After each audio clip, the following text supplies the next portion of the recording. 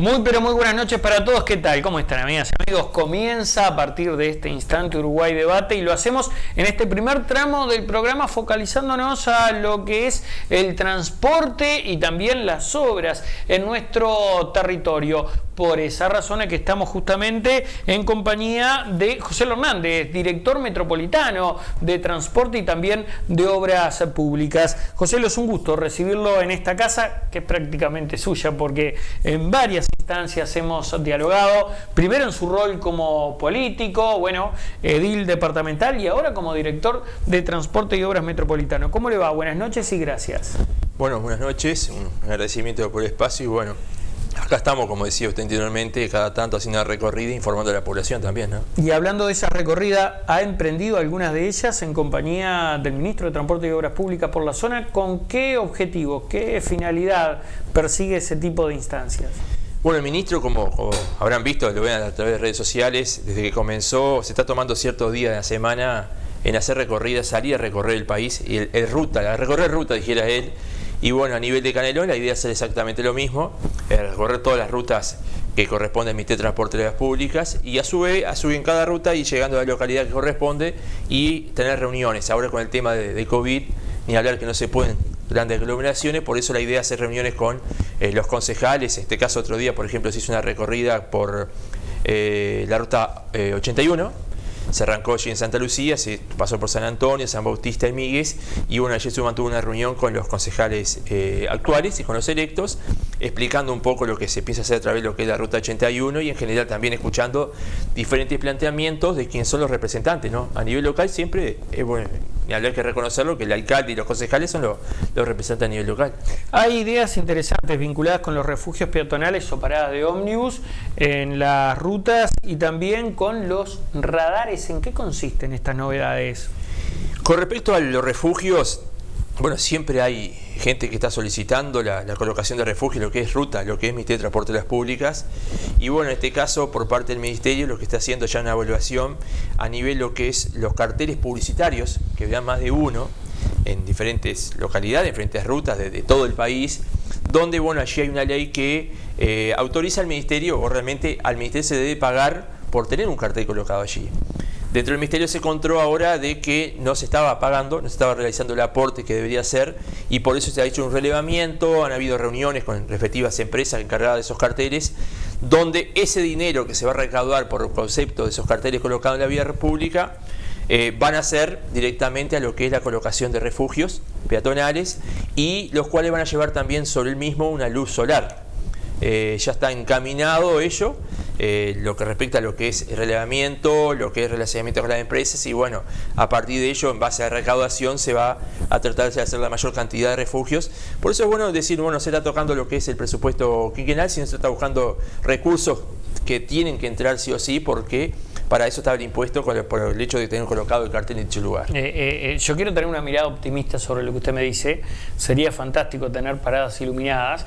Ahora, también pienso en clave, lamentablemente, de inseguridad y de vandalismo.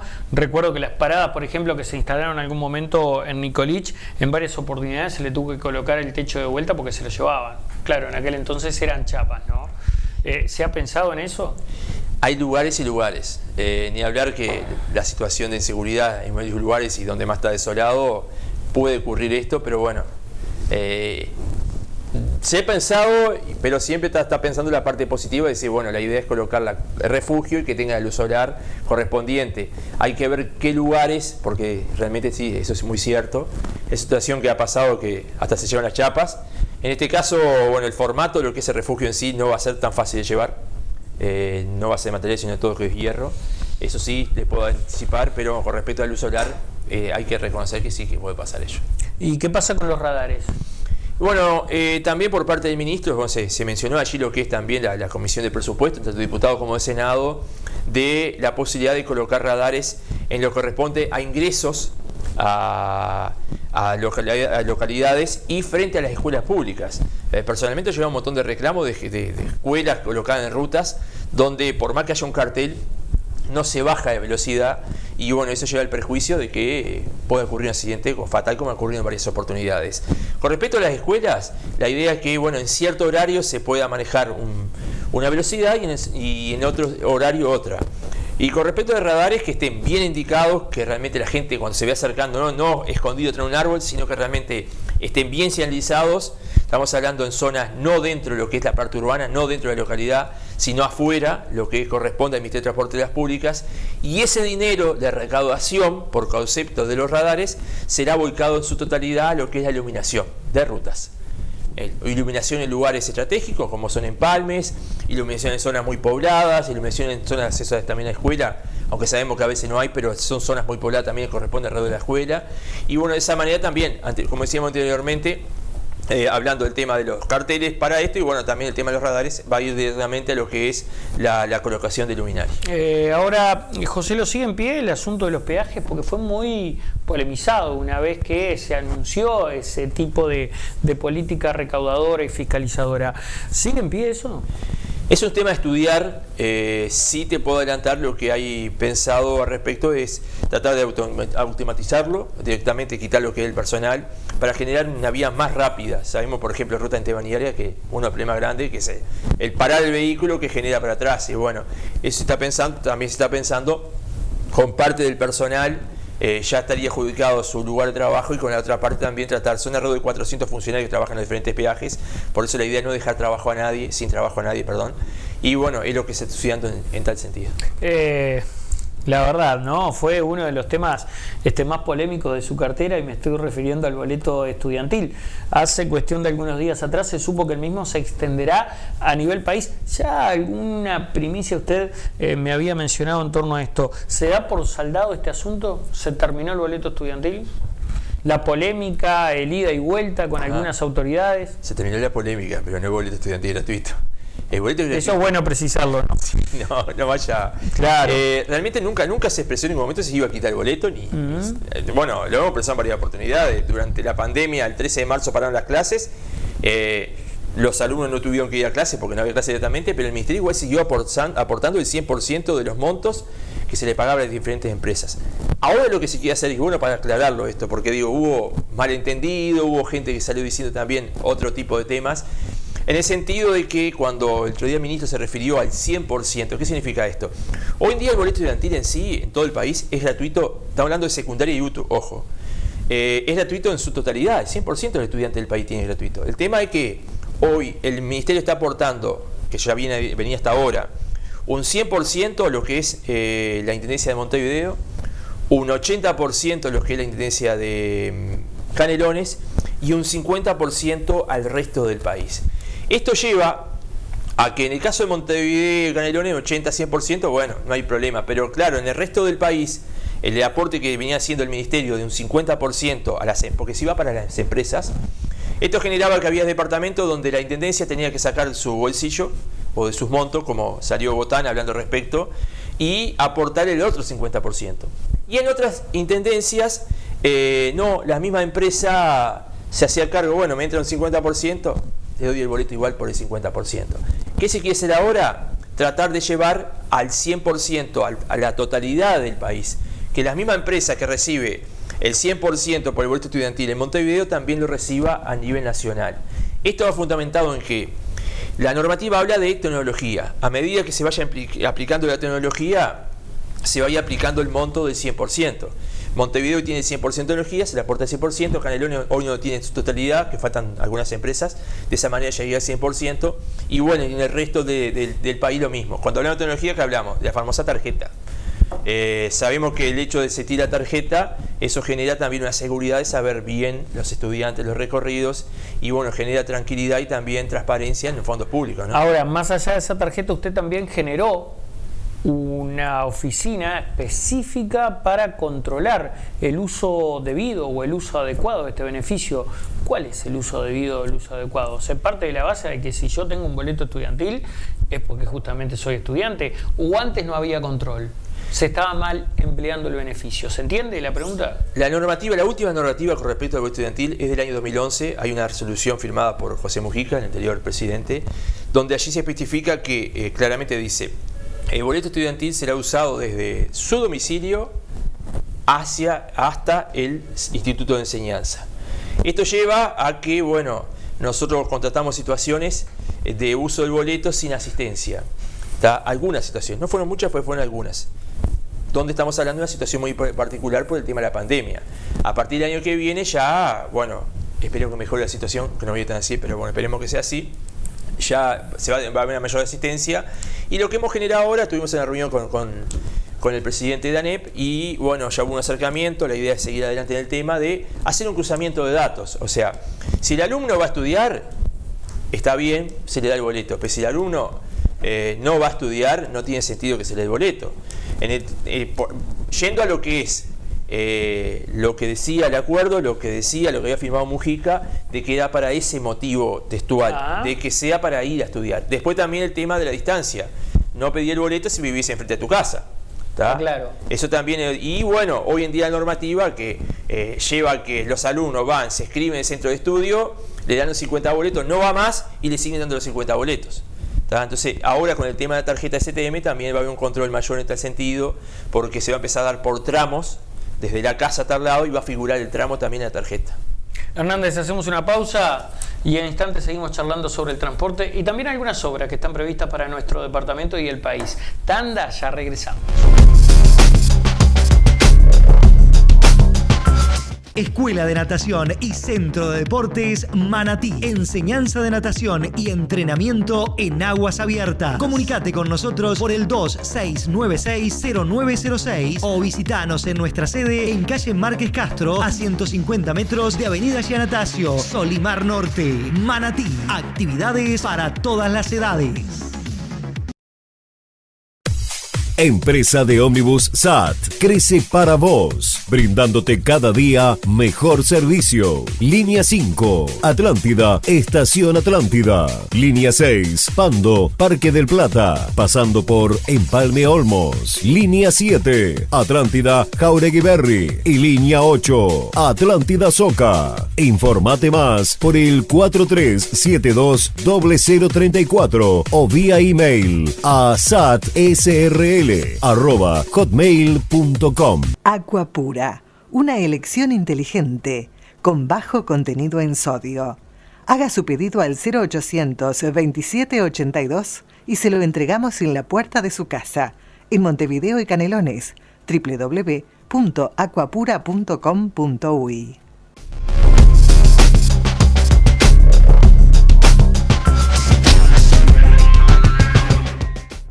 Seguimos con más Uruguay Debate, esta noche conversando con el director metropolitano de Transporte y también Obras. Estamos en un momento absolutamente inusual, singular para el mundo entero, y hablo del COVID-19. Y hay un hecho, ¿no?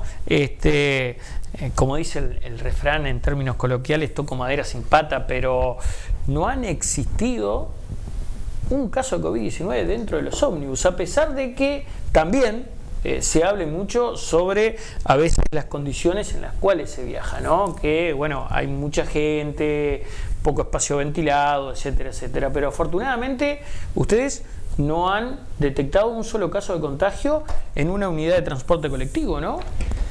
Sí, el tema de transporte es un tema que la verdad que ha generado muchos comentarios últimamente, empezando de que pasaron casos de un 100% a un 20 o un 30% de la frecuencia que había. Esto se ha ido aumentando en base a la demanda y claro, eso genera una serie de perjuicios donde situaciones de aglomeraciones demasiados dentro de los ómnibus. Nosotros cada vez que nos llega una denuncia, inmediatamente se llama a la empresa, se han mandado inspecciones en diferentes puntos y bueno, realmente se está haciendo un seguimiento muy importante por parte del Ministerio de Transporte de las Públicas de estar en el lugar cuando nos llegan las denuncias, más que nada porque estamos hablando de mucha cantidad de frecuencia y en todos los años se puede estar. Situación que bueno, por suerte, hasta el momento lo que corresponde a guardas, a choferes, no ha habido ningún caso de COVID, sí algún caso de administrativo, pero lo que corresponde a lo que es quien hace uso realmente del ómnibus, hasta el momento no se ha contestado, ¿no? ¿Se fiscaliza la utilización del tapaboca y el tema de la fumigación en las unidades? Sí, se fiscaliza, se está haciendo control, ya te digo, son mucha cantidad de unidades que andan en la calle, a todo no se puede hacer, pero se está saliendo a fiscalizar. ¿Llegan denuncias al Ministerio de Transporte y Obras Públicas a veces por este tipo de irregularidades? Sí, por supuesto, llegan mucha cantidad donde, como te digo, se llama a la empresa, cuando se trata de aglomeraciones en ciertos horarios se pide que se agregue más cantidad, que se haga un acoplado para de esa manera no generarles prejuicios. Más que nada hemos contado problemas en horarios picos, ¿no? En la mañana y en la tardecita. Bueno, de hecho usted tiene un proyecto allí vinculado con mejorar la comunicación entre el usuario y su dirección en particular, algo que le ha dado resultado en Canelones, ¿no? Sí, estamos en eso. Estamos tratando de buscar un acercamiento más directo con respecto a las situaciones que se vienen dando y a situaciones que se van a ir dando, porque ni hablar que siempre van a haber problemas, siempre van a haber reclamos, siempre van a haber denuncias, pero bueno, estamos en eso, en conversaciones con el ministro para tratar de generar algo que haya un acercamiento y también una manera de organizar. La gente le gusta siempre cuando llega una denuncia tener una respuesta y hacer un seguimiento al respecto. Ya tenemos una experiencia nosotros con el tema de reclamos Canelones, en el cual ha dado resultado porque ha sido un acercamiento y hasta ha ayudado mucho a las autoridades, y en este caso bueno, esperamos que se concrete lo mismo también. ¿Es importante para usted la comunicación a la hora de gestionar? Y por supuesto, digo... ¿Por qué? Porque siempre lo digo, el político, el jerarca, quien lo represente donde sea, el que se cierra entre cuatro paredes y no sabe lo que pasa afuera, nunca va a poder gestionar bien, ni hacer bien las cosas, ni distribuir bien los recursos. En este caso, el saber lo que pasa afuera, y más en este momento de COVID, donde no se puede salir, pero sí se puede escuchar, porque para eso están los celulares, por ejemplo, el tema del WhatsApp. Entonces, el tener a la gente informada y a su vez informarse de lo que dice la gente, creo que es muy importante, y es una manera de poder trabajar mejor y de realmente repartir los recursos como debe ser, de manera eficaz, y no llevarse por un comentario donde muchos de repente se encierra entre cuatro paredes y no sabe qué pasa afuera, ¿no? Hernández, ya se dieron a conocer los gabinetes. Por lo pronto los de Montevideo y Canelones. No sé, en San José verdaderamente no conozco esa realidad, pero en Canelones y en Montevideo se repiten los actores, los directores generales de Tránsito y Transporte. En Montevideo, Intamuso, en Canelones, Metediera. ¿Eso para usted es algo bueno? ¿Es algo malo? ¿Cómo visualiza los próximos 5 años de relacionamiento? En lo personal, muy bueno. Y bueno, más que nada el tema de Marcelo Metediera, el cual tenemos excelente relación, el director de Tránsito de Canelones, y bueno, lo veo también un gran trabajador y bueno, que tiene mucho conocimiento del tema. Y en base también a lo que se viene, el CTM2, el cual va a generar que tenemos que trabajar en forma conjunta. Ya ahora, cuando ingresa nueva autoridad, hay que armar el consorcio metropolitano, el cual está integrado por la intendenta de Montevideo, con el intendente de Canelones y la intendenta también de San José, conjuntamente con el ministro, y nosotros, que somos los referentes de cada uno, tratar de trabajar en forma conjunta y más que nada en esto lo que es el transporte, para poder organizar y realmente trabajar bien coordinadamente, ¿no? A veces existe perjuicio de lo que es urbano con el urbano, y de esa manera, trabajando en forma conjunta, se pueden solucionar también, ¿no? Hay un ambicioso proyecto vinculado con la reestructuración del transporte. ¿A qué se aspira con eso? Lo que aspiramos es que el transporte sea efectivo y bueno, realmente genere un buen servicio. Y decimos esto porque hay ciertas líneas donde de repente pasan 4 ómnibus en cuestión de 10 minutos y después pasan 30 minutos y no pasa ninguno. Entonces la idea es equiparar, que haya una buena distribución. El tema de STM nos va a generar eso también, de saber a qué hora pasó por tal lado, tenemos un control diferente, y de esa manera generar un servicio acorde, y no, como te digo, de repente es una pena que pasen todos juntos jugando carrera o competencia y realmente no se brinde servicio como tal en diferentes horarios. Ahora, ¿eso también no va a generar pérdidas de trabajo? ¿No habrá menos choferes? Bueno, ¿qué sucede con las empresas también? Porque hay esa competencia, porque también son horarios picos y donde más se disputan los usuarios o los pasajeros, Hernández. Nosotros hemos tenido reuniones con los dos sindicatos, vamos al tema de la zona acá, por ejemplo, lo que es Tarapando y con el sindicato de COPSA, y bueno, ese prejuicio no lo vemos que vaya a ocurrir en ningún sentido. La idea acá no es quitar servicios, sino tratar de distribuirlo de mejor manera. Ajá. Yo preguntaba con las empresas, ¿también se han reunido con las empresas? Sí, sí. ¿Hay intenciones de participar en esa reestructura? En estos días ya vamos a empezar a tener reuniones. En primer lugar lo vamos a hacer por corredores. Le vamos a ir a la empresa que traten de organizarse entre sí, tratar de por lo menos llegar a acuerdo entre sí, y si no, el ministerio tiene que tomar ciertos recaudos en lo que respecta. Hace pocos días estuvimos hablando con la gente de Talapando y con COPSA. Bueno, a nivel lo que, por ejemplo, el eje de Ruta 8, se vienen movimientos muy grandes. Nosotros hace 15 días estuvimos reunidos con el decano de la Facultad de Veterinaria, y nos expresaba que lo que es mayo-junio se va a abrir el nuevo local, el nuevo lugar, lo que es la Facultad de Veterinaria. Estamos hablando de 2.000 alumnos, estamos hablando de 400 funcionarios, un hospital de animales. Eso va a generar un movimiento muy grande en esa zona.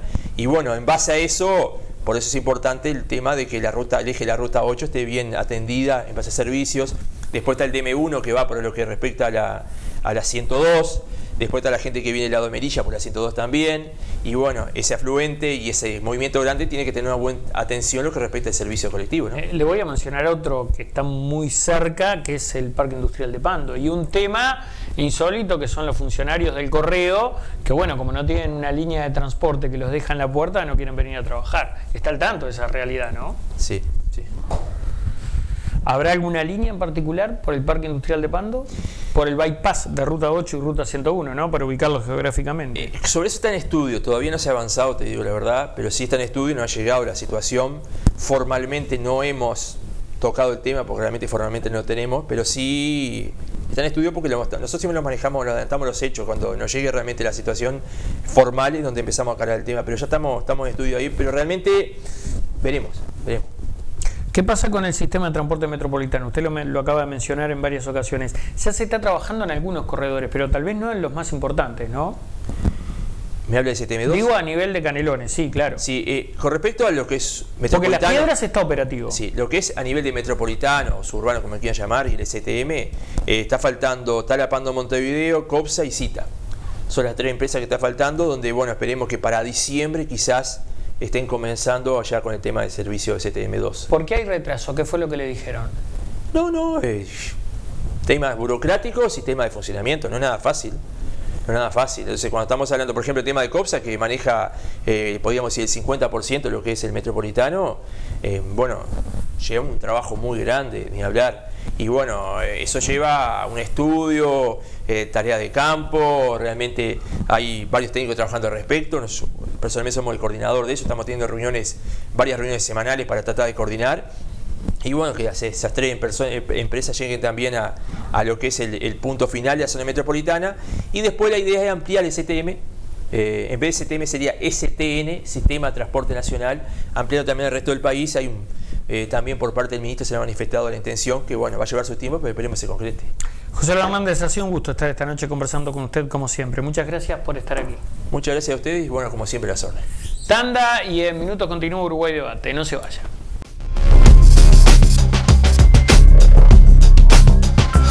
Campaña de bien público en el marco de la Ley 19.307.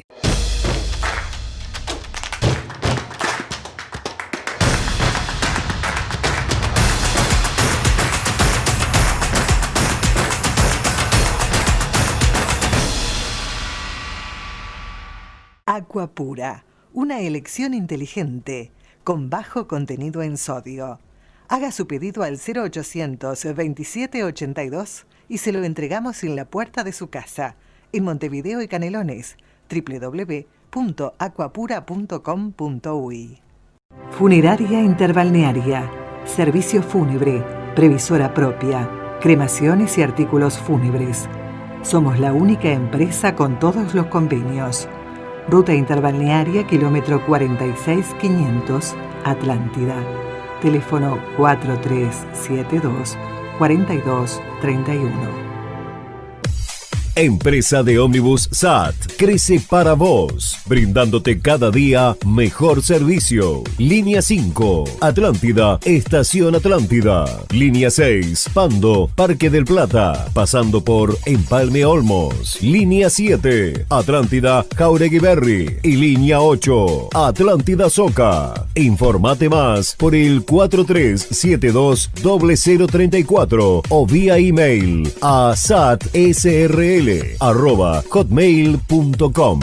Seguimos creciendo juntos. Te presentamos una nueva forma de comunicarnos. Llámanos más rápido. Descarga ya la aplicación de Taxis El Tiburón. Válido para todos los celulares, desde App Store y Play Store. Taxis El Tiburón. Más legal, más cómodo, más seguro. Único con asistencia al viajero. Escuela de Natación y Centro de Deportes Manatí. Enseñanza de natación y entrenamiento en aguas abiertas. Comunicate con nosotros por el 2696-0906 o visitanos en nuestra sede en calle Márquez Castro, a 150 metros de Avenida Giannatasio, Solimar Norte, Manatí. Actividades para todas las edades.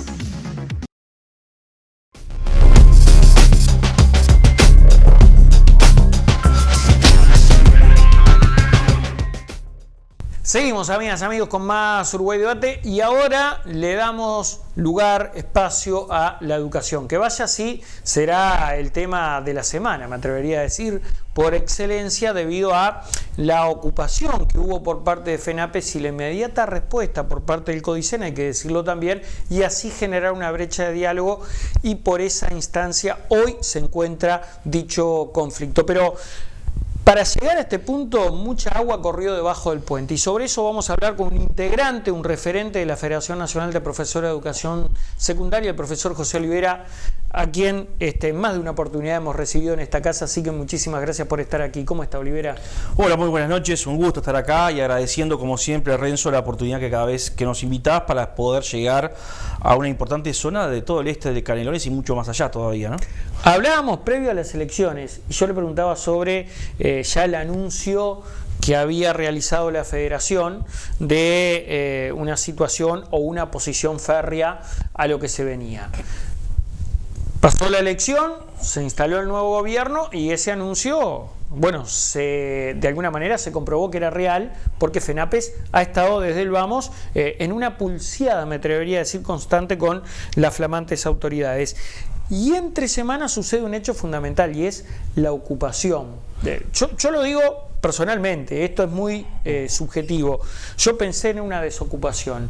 ¿El gremio no pensó en esa posibilidad? Sí, pero mucha agua bajo el puente que vamos a tener que tirar titulares para hacer una composición del lugar, esta introducción que vos acabas de hacer. Primero, importante esto que acabas de decir. Acá había muchos anuncios desde la campaña electoral. Uno de esos anuncios era el recorte de 900 millones de dólares en el presupuesto del Estado. Por lo tanto, hay una primera conclusión. El ajuste estructural de gasto público que hoy se está procesando en la discusión parlamentaria no es consecuencia de la pandemia, estaba anunciado desde antes. Con lo cual coloca al país en una situación muy particular a nivel mundial y regional. Hoy todos los países, todos los estados están haciendo un esfuerzo, siguiendo las recomendaciones de organismos insospechados como el Fondo Monetario Internacional o el Banco Mundial, de ampliar los presupuestos del Estado para atender las demandas y las consecuencias que está generando en términos económicos y sociales la pandemia. Pues bien, Uruguay sigue para adelante con el proyecto de recorte. Lo segundo, nosotros dijimos en la campaña que si este proyecto de recortes se concretaba como se está concretando hoy, a pesar de la pandemia, iba a generar un deterioro muy fuerte de áreas importantes del Estado, entre ellas educación, que iba a afectar el salario de los trabajadores y también las jubilaciones y pensiones, cosa que efectivamente va a pasar, y que eso iba a generar una respuesta organizada desde el campo sindical en general y particularmente el nuestro, que es el que más manejamos. Bueno, parte de eso es lo que está aconteciendo hoy, con mucho cuidado, porque también es cierto que si esto se hubiese dado en otro contexto, en un contexto sin pandemia, el conflicto estaría manifestándose ante la negativa reiterada de las autoridades a negociar con mayor vitalidad o fuerza desde el punto de vista de las medidas. Pero uno también es consciente de que la pandemia distorsionó toda la planificación que se tenía, que la pandemia ha impactado en los procesos de enseñanza-aprendizaje, entonces hay que ser muy responsable a la hora de la adopción de medidas. Por eso, el 1, el 2 de septiembre, le estábamos pidiendo al CODICEN de la ANEP instalar los ámbitos de negociación, porque a pesar que el presupuesto todavía no está aprobado, ya sabemos por dónde va a transcurrir las grandes definiciones presupuestales y que va a haber ajuste. Entonces dijimos en septiembre, instalemos los ámbitos de negociación, veamos cómo repercute esto en la enseñanza. El 6 de octubre se lo volvimos a pedir al CODICEN de la ANEP y hasta el día 4 de noviembre no tuvimos respuesta, y las respuestas fueron: van a haber 43.000 horas docentes menos, y lo vamos a hacer porque lo tenemos que hacer en términos de que se nos está exigiendo lograr economías, esto es ahorros para bajar el déficit del Estado. Y la pregunta que le hicimos es, bueno, pero ¿cómo repercute esto en el estudiantado? ¿Cómo repercute esto en los trabajadores? Bueno, lo tenemos que hacer, lamentablemente. Esa fue la respuesta de la directora general. Y cuando uno saca la cuenta, 43.000 horas docentes menos, son nada más ni nada menos que 2.150 unidades docentes menos. Es decir, hay una situación de planificación para el año lectivo 2021 que no se está haciendo explícito ante la sociedad. Esa es la situación de conflicto que está instalada, y el paro de 48 horas obedece a una actitud poco, yo diría, feliz de la administración. Primero, de ser explícito ante la sociedad lo que va a pasar. Segundo, de no querer negociar con sus trabajadores, como dice la ley, no por antojo de los trabajadores, como dice la ley. Y esa es la buena actitud que saludamos del Ministerio de Trabajo, porque el día martes las ocupaciones se podrían haber terminado al mediodía, porque el día martes las ocupaciones se podrían haber detenido y no aumentado como pasó en horas de la tarde, porque cuando el Ministerio de Trabajo convocó al CODICEN de la ANEP a un ámbito de conciliación de acuerdo a los límites y a lo establecido por la ley de urgente consideración, incluso el presidente del CODICEN de la ANEP dijo que no iba a ir a negociar. Y por lo tanto, ahí hay una responsabilidad directa del Consejo Directivo Central de la ANEP. Felizmente el Ministerio de Trabajo tuvo la voluntad política, mediante el diálogo con nosotros en horas de la tarde, en todo ese día en realidad, de generar este espacio de negociación para mañana viernes a las 12:30. ¿Usted considera que Silva estaba afín a la represión? Bueno, es parte de su historia.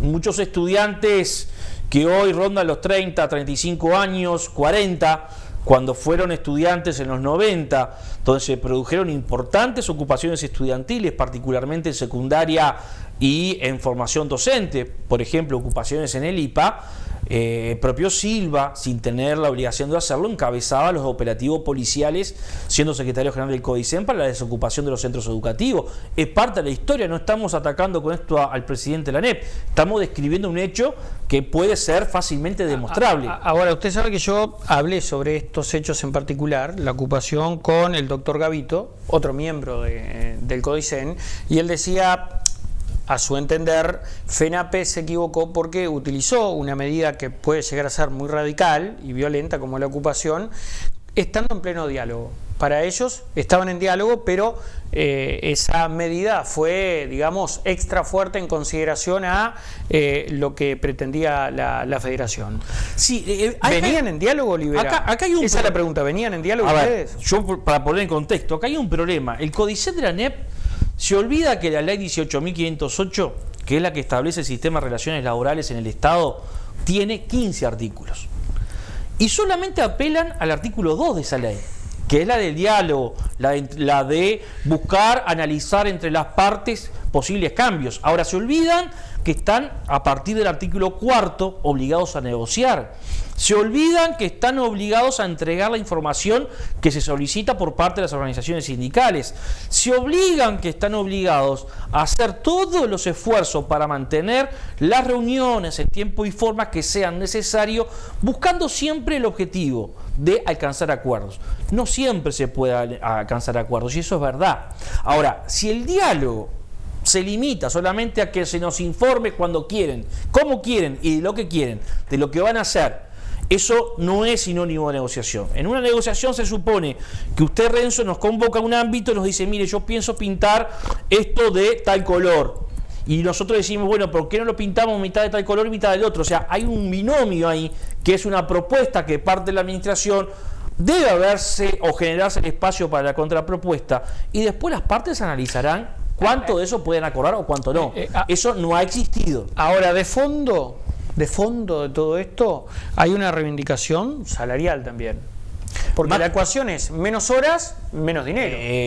No, a ver, bien la pregunta, porque me parece interesante. Miren, nosotros partimos de la base que en el 2021, con la rebaja salarial que está dispuesta por el artículo 4 que votó la Cámara de Diputados, que fue la propuesta del Poder Ejecutivo, en el sector de educación va a haber una pérdida promedial del 5% del poder de compra del salario. De punta a punta, 1 de enero del 2021 al 31 de diciembre del 2021. Eso implica que va a haber entre 18 y 20 días que vamos a ir a trabajar y no nos vamos a recibir remuneración. En términos concretos implica eso. Si ustedes miran la plataforma que hoy está motivando este conflicto, no aparece el tema salarial arriba de la mesa. Lo que sí aparece arriba de la mesa es cuáles son las condiciones de aprendizaje para el estudiantado y cuáles son las condiciones de trabajo para los docentes. Porque voy a poner un ejemplo bien concreto para atar las dos dimensiones del problema. Si yo aumento la cantidad de estudiantes por grupo, como está planteando la administración, aunque ellos lo asocian a que es solamente un problema de población, cosa que no es cierta, porque acá se abandona la lógica de tener 25 estudiantes por grupo y se va a 28, 32 y en algunos casos ellos mismos manejan llegar hasta 40 estudiantes por grupo. Yo voy a perjudicar a los estudiantes en un contexto además de pandemia, pero también voy a perjudicar al docente, que ya no va a trabajar con 25 estudiantes, va a trabajar con muchos más. Va a implicar un menor conocimiento del estudiantado, va a implicar un esfuerzo mayor a la hora de la planificación, corrección, etcétera, etcétera, etcétera. O sea que con esta medida yo estoy perjudicando tanto a los estudiantes como a los docentes. Y nosotros sacábamos una cuenta el otro día, nos daban 200 grupos menos. En realidad nos corrigió el lunes a la noche la directora general de secundaria, nos dijo no, en realidad son 211 grupos menos solamente en los turnos diurnos. Obviamente que habrá que analizar después qué pasa con los turnos nocturnos, donde están exigiendo un mínimo de 40 estudiantes para poder abrir un grupo. Es decir, que si mañana en el nocturno de Pando hay un curso, un nivel que tiene 20, 28, 30 estudiantes, ese grupo no se va a abrir porque la exigencia de un mínimo de estudiantado lleva a que no se abra. Por lo tanto, aquí lo que se está discutiendo son condiciones de estudio para el estudiantado y condiciones de trabajo. En un año lectivo, donde la pandemia va a estar presente o va a seguir presente en términos de pandemia propiamente dicha, y donde uno arrastra con las consecuencias que este año lectivo tuvo la pandemia. Todo indicaría, porque así se está actuando en el mundo, que uno tendría que ir a grupos más chicos, a aumentar la apoyatura de los estudiantes en forma más individualizada, esto es las tutorías. Fíjense que secundaria tiene solamente 3.690 horas de tutoría en todo el país. Nosotros estamos planteando que si lo que se quiere es beneficiar las condiciones del estudiantado y las condiciones de trabajo para los docentes, de las 18 o 20.000 horas que se van a recortar en coordinación, porque se recortan a la mitad, bueno, destínese a apoyatura a los estudiantes y en verdad lo que se está planteando allí es un reordenamiento del gasto. ¿Cómo es la dinámica de la tutoría? Digo, ¿en qué cambia? Porque pasa algo con este conflicto. Hay detalles técnicos encima de la mesa que al grueso de la población se le escapa. Sí, por ejemplo, yo le decía, yo hablé con Gabito hablaba de horas coordinación. ¿Pero qué es coordinación? Bueno, ¿se entiende el planteo? Tutoría, bueno, ¿cómo es? ¿Qué es? ¿Algo paralelo? ¿Son clases de apoyo? Lo que se conocía tal vez en nuestra época, en nuestra generación, como área especial. Bueno, en fin, sí. Vamos a intentar aterrizar esto. Perfecto, bien. Coordinación. Coordinación es un espacio pedagógico remunerado donde por cada 20 horas de clase que tenía un docente, un profesor o profesora de cualquier disciplina, se le asignaban 4 horas de coordinación, de las cuales 2 semanalmente se reunían todos los docentes del centro para coordinar los proyectos institucionales. Las otras 2 horas eran destinadas a que, si usted era profesor o profesora de física, se reunía con sus colegas de física para diseñar criterios comunes, para poder coordinar con áreas del conocimiento similares o con las cuales se tiene alguna coincidencia, con química, con biología, con matemática, y trabajando en proyectos, en coordinaciones de propuestas más integrales. Y la otra hora particularmente era para atender situaciones particulares del estudiantado. Esas 4 horas que fue una larga reivindicación, que en los 90 en la reforma Rama solamente era para algunos docentes, porque esto es verdad, en las reformas de Germán Rama esto era para algunos docentes. Bueno, se conquistó en el año 2005 y se comenzó a ejecutar a partir del año 2006. Bueno, hoy se la recorta, hoy se la reduce de 4 horas a 2. Ese recorte de 2 horas va a impedir que el docente pueda reunirse con otros colegas, que el docente pueda atender las particulares de los grupos, como estaba haciéndolo hasta ahora. Ahora ahí, simplemente en ese recorte son entre 18.000 y 20.000 horas menos. ¿Qué se nos dice? Nosotros decimos, bueno, pero si ustedes nos dicen que están reorientando el presupuesto, destinemos esas horas a las tutorías. Y ahí viene el otro problema. ¿Qué son las tutorías? Son clases de apoyo en grupos reducidos a aquellos estudiantes que manifiestan en su proceso de aprendizaje algunos rezagos con respecto a los procesos que se vienen desarrollando desde la óptica de la enseñanza por parte de los docentes, que a veces no se pueden abordar por las particularidades del estudiantado en un grupo de 25 o 30 estudiantes. se le pide que se quede un tiempo más, se trabaja con él, reitero, en grupo reducido, más en una lógica personalizada. Bueno, eso que se debería reforzar incluso para aquellos sectores de la población que este año tuvieron dificultades para hacer seguimiento del proceso educativo, porque no tuvieron conectividad en su casa, porque no tenían una computadora, porque lamentablemente la administración le erró cuando sacó la obligatoriedad, le erró la administración cuando sacó la obligatoriedad, y por eso hoy los padres están reclamando, cosa que nosotros compartimos, la presencialidad plena. Bueno, sería oportuno y necesario que ahí se aumentaran las horas de apoyatura para trabajar más con esos grupos reducidos. Sin embargo, se dice no podemos volcar estas horas que recortamos en coordinación a esto, porque tenemos que generar economía. Eso es lo que nos exige el Codicen de la ANEP. ¿Qué son las economías? Son recortes. Es ahorrar dinero para complementar o ser, diríamos, correctamente desde el punto de vista político a la exigencia que plantea el Poder Ejecutivo de bajar el presupuesto del Estado. Se le iba a preguntar un poco, que se me adelantó Olivera, con esto de la presencialidad, porque se ha discutido mucho también en torno a las autoridades y el propio gremio, si se trabaja de igual manera, menos o más virtualmente. A ver, el hecho educativo sustantivamente es un acto presencial, porque ahí se ponen en juego muchas otras dimensiones que van mucho más allá del conocimiento o de las instancias de la enseñanza o las instancias de aprendizaje. Hoy se habla mucho de virtualidad y hay que tener mucho cuidado. Yo no puedo crear las condiciones de un proceso formativo a un niño de 4 o 5 años con la intermediación de una computadora.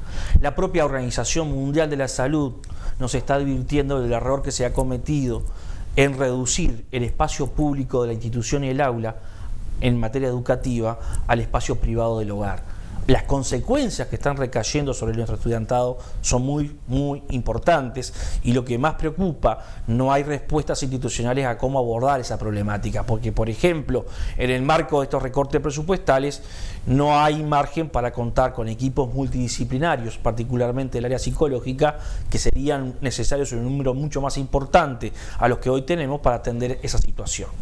Lo segundo que hay que tener claro: en el proceso formativo de nuestro estudiantado, la educación a distancia no es recomendable para la educación inicial y primaria, no es recomendable para todo el trayecto de la educación media, y uno lo podría pensar incluso como una política sistemática ya en niveles terciarios, incluso en algunas áreas como formación de posgrado, ni siquiera como formación de grado, porque implica toda una serie de mecanismos dispositivos que el estudiante a los 10 años no los tiene, tampoco los tiene a los 16 años.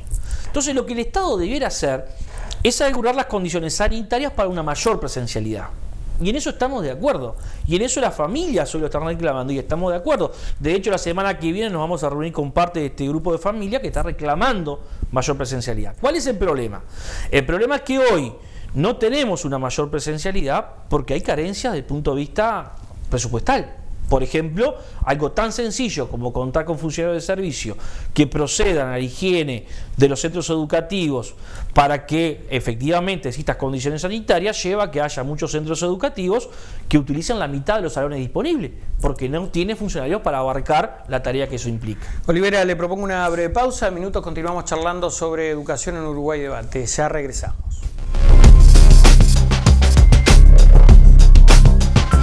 Escuela de Natación y Centro de Deportes Manatí. Enseñanza de natación y entrenamiento en aguas abiertas. Comunicate con nosotros por el 2696-0906 o visitanos en nuestra sede en calle Márquez Castro, a 150 metros de Avenida Giannatasio, Solimar Norte, Manatí. Actividades para todas las edades. Funeraria Interbalnearia. Servicio fúnebre. Previsora propia. Cremaciones y artículos fúnebres. Somos la única empresa con todos los convenios. Ruta Interbalnearia, kilómetro 46500, Atlántida.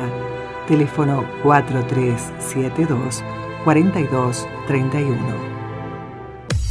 Empresa de ómnibus SAT crece para vos, brindándote cada día mejor servicio. Línea 5, Atlántida, Estación Atlántida. Línea 6, Pando, Parque del Plata, pasando por Empalme Olmos. Línea 7, Atlántida, Jauregui Berry. Y línea 8, Atlántida Soca. Informate más por el 43720034 o vía email a satsrl@hotmail.com.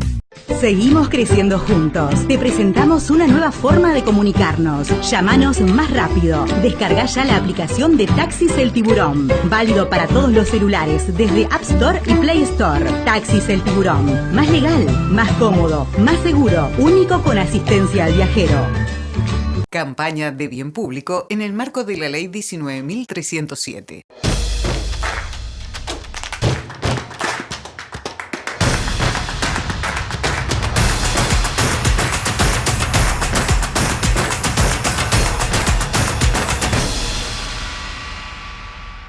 Escuela de Natación y Centro de Deportes Manatí. Enseñanza de natación y entrenamiento en aguas abiertas. Comunicate con nosotros por el 2696-0906 o visitanos en nuestra sede en calle Márquez Castro, a 150 metros de Avenida Giannatasio, Solimar Norte, Manatí. Actividades para todas las edades.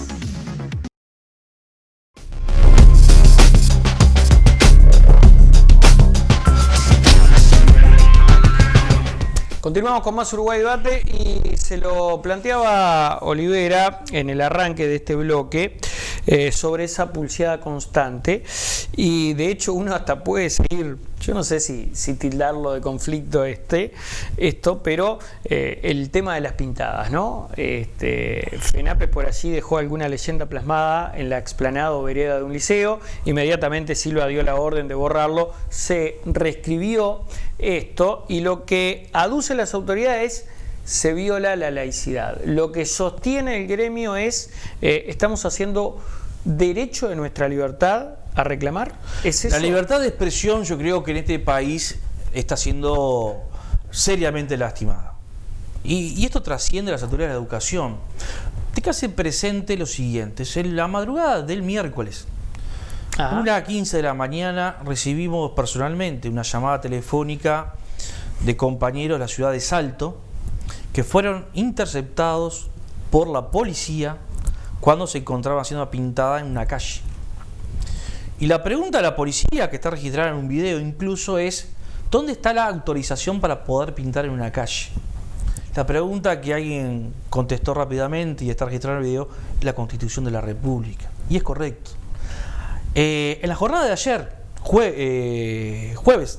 miércoles, en el Liceo 5 de Tacuarembó, barrio López, si mal no recuerdo, en la ciudad de Tacuarembó, un grupo de compañeros y compañeras, en el marco de las segundas 24 horas de paro, se encontraban repartiendo volantes en las inmediaciones del centro educativo y fueron interceptados por la policía, que le pidieron datos. Entonces, la pregunta que hay que hacerse es: si el presidente del Codicen de la ANEP, mediante Twitter, retuitea un planteo de un senador de la República como Sergio Botana, que dice un disparate además sobre el boleto estudiantil, en una clara arenga política partidaria, ¿no está violando la laicidad? ¿No recuerda el doctor Robert Silva que la Constitución le prohíbe la actividad política partidaria, excepto una cuestión, que es informar a su partido de las cosas que se están haciendo? Porque es muy grave, no solamente el tuit de Botana cuando dice llega la justicia al interior y ahora con todos los estudiantes que van a tener el boleto gratuito, que está planteada desde el 2006 esa situación, porque en realidad lo que cambiaba ahí era el formato de financiamiento, quién ponía qué, pero los estudiantes el boleto lo tenían desde el 2006. Y que el presidente del Codicen ANEP retuitee eso, que es claramente una arenga política partidaria, que es incorrecta la información que contiene, pero que es válida para un senador de la República. Bueno, estas son preguntas porque lo que estamos viendo, Renzo, lo que estamos viendo con mucha preocupación es la pérdida de la calidad democrática. Resulta que el Ministerio del Interior, que todavía no nos supo responder quién fue el que colocó los carteles con la leyenda supuestamente de la juventud uruguaya en pie en las inmediaciones del Dámaso, que la administración no las mandó retirar, porque esto es interesante decirlo, los carteles con la supuesta firma de la juventud uruguaya en pie, es decir, de la JUP, no fueron retirados por la administración y permanecieron allí durante varias horas en la mañana. Sin embargo, se tomó otra actitud cuando se puso un cartel en defensa de la educación pública en las mismas condiciones, por ejemplo, en el Liceo 133. Alguien las retiró, alguien las colocó y se supone que el Ministerio del Interior estaba investigando. Hasta el día de hoy no sabemos qué pasó. Yo vuelvo al tema Twitter, porque también es famoso un episodio sobre el actual ministro de Educación y Cultura, que yo me atrevería a decir generó un montón de seguidores a FENAPES que no lo tenían en aquel entonces, cuando Silveira dijo, bueno, yo veo la cuenta de Twitter de la Federación Nacional de Profesores de Educación Secundaria y la verdad tiene pocos seguidores. ¿Cómo interpreta ese ida y vuelta que hubo con la Silveira? Yo creo que es parte de de dos cuestiones que para nosotros son básicas. Algunos actores de gobierno obviamente no tienen experiencia política y actúan con cierto marco de arrogancia, ¿no?, que los llevan a cometer esos errores tácticos. O sea, un ministro de Educación no puede medir la representatividad o no de una organización, en este caso sindical, por los seguidores en Twitter. Una red relativamente nueva, que en el caso nuestro lo tenemos como un espacio institucional para comunicar las cosas que queremos comunicar. Y cuando uno miraba esos 1.500 que él decía, básicamente eran periodistas, algunos políticos y no mucho más. Y ni siquiera nuestros propios afiliados, muchos de los cuales tienen Twitter, que no es mi caso personal, que no tengo redes sociales. Eso es un error táctico que demuestra dos cuestiones: inexperiencia política y cierto talante arrogante que tienen algunos de los integrantes del gobierno, particularmente en el caso del ministro de Educación, que ya es la segunda vez que pierden Twitter con nosotros, por decirlo de alguna manera, porque el año anterior, en plena campaña, salió a insultar, salió a decir cosas que no son ciertas, en una lógica política que nos estamos mal acostumbrando, es decir, a construir un relato basado en falsedad, diciendo que, bueno, había planteos que hacía la Federación y particularmente quien habla, que nunca los había hecho cuando estaba al presencial, que había estado compartiendo conmigo, cosa que quedó demostrado que no era cierto y terminó pidiendo disculpas. Ahora, esta forma nueva de hacer política nos coloca en un escenario muy complejo, y es que prácticamente los gobernantes están en campaña permanente, y esto es lo que nosotros tenemos que empezar a desterrar. En la campaña electoral terminó, hay actores en el gobierno que podrán seguir en el circo de la campaña electoral porque tienen el derecho a hacerlo, pero hay otros que no. Y en el caso de la educación es muy claro que no lo pueden hacer. Ahora, Olivera, esa arrogancia de la cual usted habla parece ser exclusiva de la educación, porque hay que destacar algo. FENAPES, lo miro y vuelvo a lo de siempre, muy subjetivamente, ha sido una de las gremiales que tal vez más pelea y más batalla ha dado, no importa el color del gobierno. Sí, porque también Muñoz, en alguna que otra oportunidad, en mi consideración, actuó de manera muy arrogante, y FENAPES fue uno de los que le dio batalla, ¿no? Sí. ¿Qué es? ¿Exclusivo de las autoridades de la educación o FENAPES es demasiado reaccionario? Una de dos. No, yo no utilizaría el término reaccionario porque tiene otra acepción, digamos. Bueno, pero es un gremio de dar batalla. Que reacciona, que es distinto. Sí. Que reacciona. Pero, bueno, claro, sí, que reacciona, ahí está. Sí. Perdón, porque la corrección, porque reaccionario no, está bien. otra Reaccionario implica violencia. Exacto. Y yo, cuando me refiero al término reacción, es inmediatamente activa una medida sindical, no importa Claro, cuál. pero fíjate que incluso las dinámicas sociales y políticas son más complejas de que algunos gobernantes se la plantean. Yo recuerdo el incidente del 24 de agosto del 2015, cuando la esencialidad. Nosotros tuvimos una capacidad política organizativa de reaccionar que en menos de 24 horas teníamos cerca de 100 centros educativos ocupados. Y eso no fue una cuestión planificada por el sindicato, fue una capacidad política organizativa, reitero, que con un hecho concreto donde se comprendió por parte de la base social que se estaba atacando un principio tan caro a las libertades, se reaccionó. Y lo seguimos haciendo, convencido de que en educación es muy importante predicar con el ejemplo. Es decir, ¿es posible que los estudiantes no puedan colgar un cartel manifestando su posición? No importa esta cual fuera. Nosotros creemos que está bueno, es necesario, hace al bien de la democracia, con los límites que la norma impone. Pero esta es una discusión muy vieja, donde además también, cuando uno repasa en la historia, esto estaba presente desde principios del siglo XX. Las discusiones entre don José Valle de Ordóñez con algunos sectores del herrerismo, por ejemplo, o mejor dicho, con algunos sectores en ese entonces del ruralismo, que después muchos de ellos en términos políticos terminan comulgando con el herrerismo, están presentes desde ese entonces. El derecho de huelga a las 8 horas, o sea, hay una discusión permanente que en ese marco los educadores, y creo que esta es una cuestión muy importante, Renzo, los educadores tenemos que, en el marco del respeto de la Constitución y la ley, ser claros en la formación del espíritu crítico, es decir, no tomar nada como dado, como natural, como cuestión que se debe obedecer, como pasó en algún momento desde el país, como fue en la dictadura, sino que todo en el marco de la ley, en el marco del orden jurídico, puede ser cuestionado con respeto. Ahora, y quebrando una lanza por las actuales autoridades, y también reivindicando la posición de FENAPES, yo recuerdo que en ese 24 de agosto se procedió a la desocupación del liceo por parte de la policía. Pero a ver, no hubo incidentes, pero hubo desocupación. La ocupación, ¿verdad, Olivera? La limitación a la ocupación de los espacios públicos es un decreto con la firma de José Mujica Cordano. Lo tenemos muy presente. El decreto sobre la limitación a la ocupación de los espacios públicos es bajo el gobierno de José Mujica Cordano, que además era interesante porque había en el propio gobierno dos visiones. Si era en el ámbito privado se entendía que era una extensión del derecho de huelga, si era en el espacio público se limitaba, ¿no? Bueno, esto hoy está en la ley de urgente consideración y en el decreto reglamentario. Por lo tanto, a nosotros eso no nos extraña. Ayer alguien nos preguntaba, pero ustedes sabían que esto era así, y vaya si lo sabemos, y hace años que venimos ocupando y siendo desocupados. Tenemos claro cuáles son los límites que se nos impone.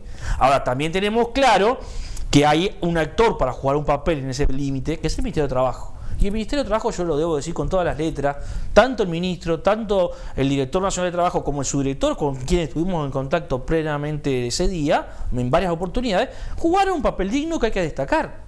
Porque mientras en el gobierno algunos sectores reclamaban la mano dura y la represión policial, ellos jugaron a buscar mediante el diálogo la instalación de un ámbito de negociación, que se pudo haber producido mucho antes en la jornada del martes, si no fuera por la negativa del presidente del CODICEN de la ANEP de concurrir a negociar con los trabajadores en el Ministerio de Trabajo ante la convocatoria que se le estaba haciendo. Porque eso también fue parte de lo que pasó el día martes. Olivera, ¿algún momento recibió presiones políticas y llamadas extraoficiales, entre comillas, para acordar?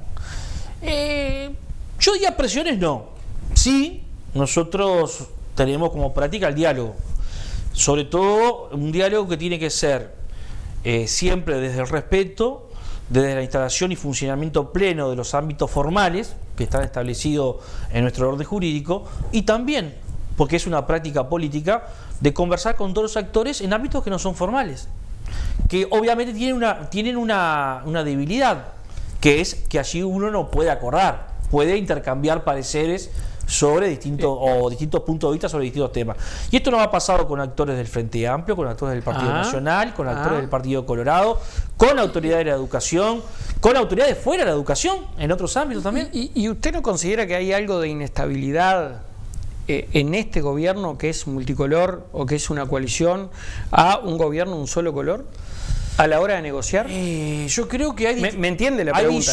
Hay visiones ¿Me entiende la pregunta? Sí, no es lo mismo negociar con el Frente Amplio, el Partido Nacional o el Partido Colorado con un CODICEN que tiene todos los colores. Sí, y sobre todo con una coalición que tiene una composición muy particular, incluso en el propio gobierno, donde creo que hay una sola fuerza política que tiene la llave de la gobernabilidad, y es Cabildo Abierto. Y esto genera toda una distorsión con respecto al funcionamiento de los partidos fundacionales. Y cuando yo hablo de partidos fundacionales estoy hablando tanto del Partido Colorado como del Partido Nacional. Y un segundo plano de dificultad, incluso en la interna del Partido Nacional, el predominio de los sectores vinculados al herrero ruralismo, que son los sectores más conservadores del Partido Nacional. Es decir, si uno analiza la interna de los partidos, tanto en el Partido Nacional como en el Partido Colorado, se ha reducido a la mínima expresión los sectores más liberales de centro, por decirlo de alguna manera, y hay un fuerte predominio de los sectores más conservadores, particularmente en el Partido Nacional. No hay representatividad cabildante en Codicen, ¿no? Sí, la hay, pero para ¿sí? nosotros ha sido... Está presente en todos lados, Cabildo. Sí, no, pero en realidad... Pero no es integrante del Codicen, ¿o sí? Sí, la quinta integrante del Codicen es una docente de carrera, docente de geografía, y que llegó al grado de inspectora, incluso en la disciplina, en la educación pública, con la cual las pocas veces que hemos interactuado ha sido un diálogo muy respetuoso. Prácticamente lo que uno ve en el Codicen hoy es una centralidad, yo diría, exacerbada del presidente del Codicen de la ANEP, e incluso en desmedro del resto de los consejeros, y ni que hablar del resto de los consejos, ¿no?